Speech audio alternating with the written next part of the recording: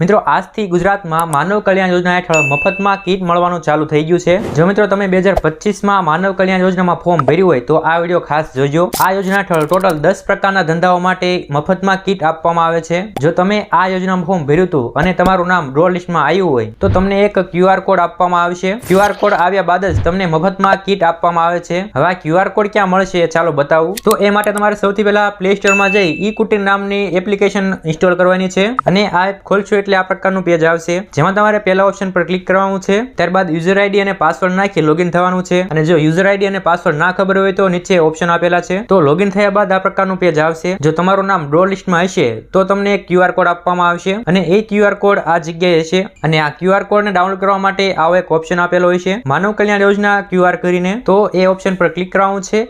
ત્યારબાદ તમારી સામે એક QR કોડ આવી જશે, તો આનો તમારે સ્ક્રીનશોટ લઈ લેવાનો છે। નીચે તમને QR કોડ સમાપ્ત થવાની તારીખ પણ જોવા મળશે, તો એ તારીખ પહેલા તમારે કીટ લઈ આવવાની છે। હવે આ કીટ ક્યાં લેવા જવાનું એ પ્રશ્ન, તો મિત્રો એ માટે તમારા જિલ્લા કચેરીમાંથી ફોન આવશે કે આ જગ્યાએથી તમારી કીટ લઈ જાઓ અને જ્યારે આ કીટ લેવા જાવશો ત્યારે ઓરિજિનલ આધાર કાર્ડ અને એની ઝેરોક્સ સાથે લઈ જવી। અને જો તમારે ફોન ન આવ્યો હોય તો તમારા જિલ્લામાં સંપર્ક કરો અને મિત્રો વિડીયોને લાઈક કરજો, ચેનલ પર નવા હોય તો ચેનલને સબસ્ક્રાઇબ કરજો।